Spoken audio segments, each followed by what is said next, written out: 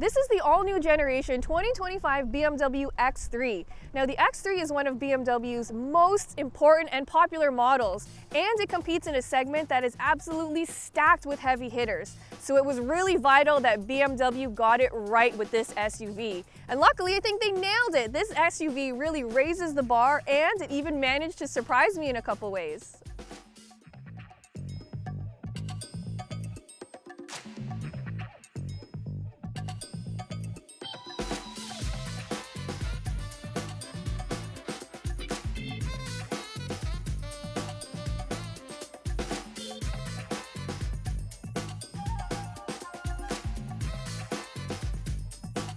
For more expert car reviews, don't forget to share our channel and subscribe so you can catch some of this and maybe even a little of that.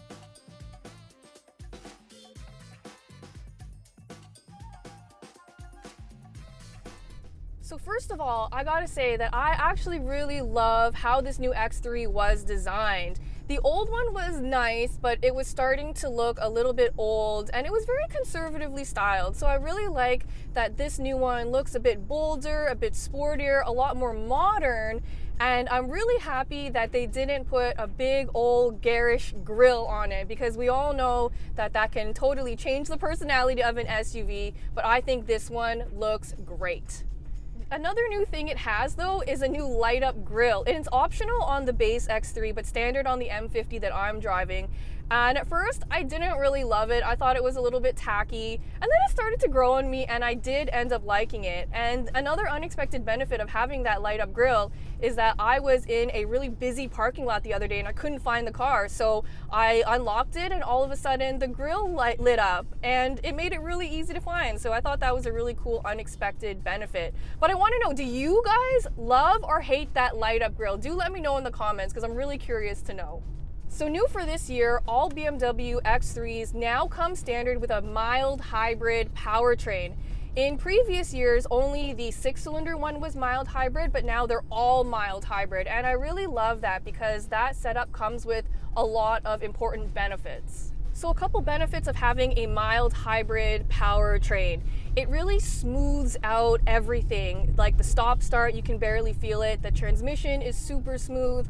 It also allows the climate control to continue running if the engine is stopped while you're waiting at a light, which is really nice. And the thing about mild hybrids is that typically they're not usually meant to benefit fuel economy that much. A lot of automakers are using mild hybrid powertrains to give you like an electric boost so you can have more power without a huge impact on your fuel economy. And truly, mild hybrids are there to lessen the load on the engine so that it can run more efficiently. And I think this X3 does all of that really well. So you can get an X3 with a 4-cylinder engine if you don't really care too much about performance. It's not going to be slow, but it is a lot more efficient and it is a lot more affordable. The one I'm driving is the X3 M50, which is the 6-cylinder version. It's powered by a 3-liter turbocharged inline 6. This engine has 393 horsepower and 428 pound-feet of torque. And both of those numbers are increases over last year. But what's more important to me is the fuel efficiency, which I was really surprised by. So officially, this BMW X3 is rated to get a combined 8.6 liters per 100 kilometers. And that's a huge improvement over last year's model, which was rated to be 10.1 combined. After a whole bunch of driving I did that was a lot of traffic, a lot of highway, and a little bit of city driving, I've been hitting that target no problem. I've been getting 8.7 liters per 100 kilometers, which is actually amazing for an SUV that has this much performance on tap, that much power, and standard all-wheel drive. That's really efficient, and I'm really happy about that. The other thing I love about this X3 is how well it balances luxury and performance. So in regular mode, you can cruise really comfortably. Everything is very smooth. Even on some of these rough roads, it does a really good job smoothing them out. The steering, is a little bit light, but I think that's very normal these days. But honestly, when you flip it into sport mode, it changes the whole personality. Everything just feels a little bit more urgent. A lot more responsive. It even sounds really good, which I was really surprised with. And I really enjoy the way this drives and the way it handles luxury and performance. I can hurdle it through some corners and it feels really confident and very stable, and yet I can just cruise comfortably with zero aggression, and it's also very satisfying, but also very easy to maneuver and very manageable. I really like the size of this X3. I feel like it's kind of perfect. But almost more important than that excellent and very smooth, efficient powertrain, BMW did an awesome job with this interior. The last X3's interior was fine, but it was very bland and very serious and a little bit boring, to be honest. I feel like they did such a great job really making this interior feel more luxurious and high-end, but also making it a bit more fun. So not only is this interior really practical because it has a lot of options for small item storage, this center console is huge, the door pockets are big enough for a water bottle, there's a lot of places to stash stuff, which is really nice, but it looks really great too. I think the ambient lighting in here was a game changer. It's such a small touch that makes everything look so much more alive, but also more high-end and a lot more fun. And honestly, this stuff is just plastic. But BMW did a great job, and this is an example of how automakers can use plastic and actually make it look high-end and luxurious. And I think more automakers have to start using this stuff with backlighting instead of that awful piano black plastic that gets so scratched up and so dusty. No one likes that, and so I think BMW did a great job with this interior. The build quality is tight, everything is correct, but also it's very user-friendly. I really like that BMW didn't sacrifice too much usability in the name of style. And in this new generation X3, yes, they did get rid of a lot of physical controls and buttons, which I hate. I love having physical buttons because it's so much more user-friendly. But in this one, a lot of the controls are now centralized in the central touchscreen. Stuff like climate control is in there, and also all your media. But even with that, I still think it's very user-friendly because there are a lot of shortcuts that are always visible. It's very easy to figure out the menu structure, and it honestly doesn't require too much of a learning curve. I'm a really big fan of this infotainment system. I think it's very user-friendly. It's based on a new Google Automotive system, so everything is just really easy to navigate through. A lot of the menus make sense. There's also standard wireless Apple CarPlay and Android Auto, which I love to see, and they're really well integrated into the rest of the system. So if you're using Google Maps, you can see your navigation instructions in the information cluster or in the head-up display, which is really nice because that means you don't have to flip back and forth so much on the main screen, which means it's less distracting.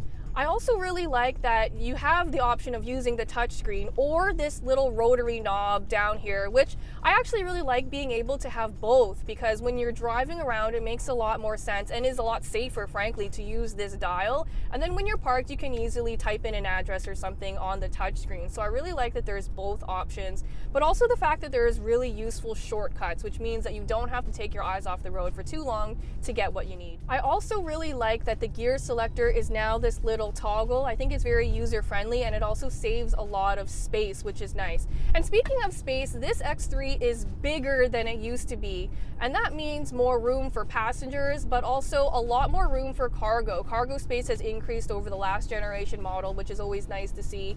I also love that the rear seats can fold in a 40-20-40 pattern. That means that the middle seat can fold down independently, so you can put stuff like skis or like wood or something in the middle and still have room for 4 adults. I really like the size of this BMW X3. I think the visibility is really good. And I honestly really like the way it drives. As a package, I think they did such a great job. It doesn't really make any compromises. It just does everything really, really well. One new feature for this year is that the X3 now has an optional hands-free driving assistance program. So it costs an extra $1,000, but I really like it because it allows you to drive hands-free at speeds of up to 60 kilometers an hour. And so I've used it in bumper to bumper traffic when it's just kind of crawling, and it really just eases the strain. And it's nice that you can take your hands off, and I feel like the car does a really good job at communicating what's happening, so I actually can feel comfortable taking my hands off the wheel, because it does require a lot of trust, but I think that communication is really key to help me trust, to know that the car knows what it's doing and understand what it's seeing and what I'm seeing. The other thing about that is that the BMW comes with an interior camera, which I honestly hate, but it is necessary because it needs to monitor the driver when you're using that hands-free system to make sure you're still paying attention and ready to intervene at any moment, and you absolutely need that for safety. The only issue with that system is that while it's really nice to have, a lot of other automakers like GM and Ford have systems that you can drive hands-free at highway speeds. And that's really nice. So it would have been nice to see that implemented here as well, but I'll take what I can get. I really like the system BMW has here. So in terms of pricing, yes, the pricing has gone up this year, which is the case with almost every new vehicle that comes out, but there are more standard features included in this year's X3 versus last year's X3. So you could get into a base 4-cylinder version for about 61,000 bucks. The M51 that I'm driving starts at around 77,000, and all those prices are including destination. But this one has so many options in it, and it really balloons the price up. So as tested, this one goes for about 88,000 bucks, including destination, but before any taxes. I do think that's a lot of money, especially because they consistently charge you for features that I think should be included standard at this price, like a head-up display and heated rear seats should really be included at this price point. And that's really my main beef with BMW, but honestly a lot of other luxury automakers as well. I just wish they were a bit more generous with their features. But hey, they're here to make money, so I can't really blame them. To recap, I like the BMW X3's sophisticated and smooth powertrain, cool interior, and user-friendly interface. I'm not a fan of the fact that BMW charges extra for features that should be standard. I am really impressed by this new BMW X3. It is just so well-rounded, and it checks almost every single box for someone who would be shopping in this segment. And it's such a massive improvement over the old X3 that I really do think it sets a new benchmark for the segment as a whole. And I was really surprised by how efficient it was considering how much performance it offers. So this new X3 truly gives you the best of both worlds.